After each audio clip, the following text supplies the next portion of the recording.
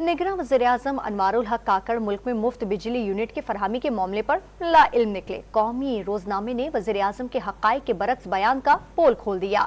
ज़राए का दावा है कि मुल्क में सदर, वज़ीर-ए-आज़म, साबिक सदूर, सुप्रीम कोर्ट और हाई कोर्ट के मौजूदा और साबिक जजेस और चेयरमैन नैब को मुफ्त बिजली फराहम की जाती है।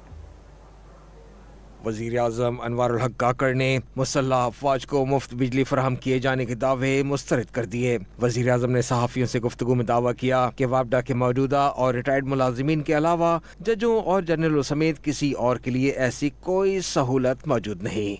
पाकिस्तान फौज, नेवी, एयरफोर्स तीनों they do not consume a single unit free. They pay bills against each and every unit which they consume.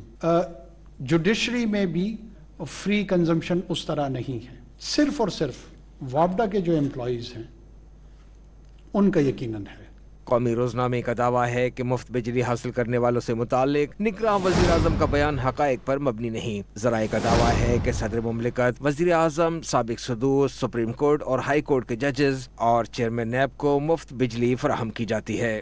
इसी तरह सुप्रीम कोर्ट के रिटायर्ड जजों को भी माहाना बिजली के 2000 यूनिट्स मुफ्त मिलते हैं, जबकि हाई कोर्ट के साबिक जजों को माहाना 800 यूनिट बिजली मुफ्त मिलती है। वज़ीर आज़म ने मुसल्लह अफवाज के बारे में जो दावा किया है उसकी तस्दीक नहीं हो सकी।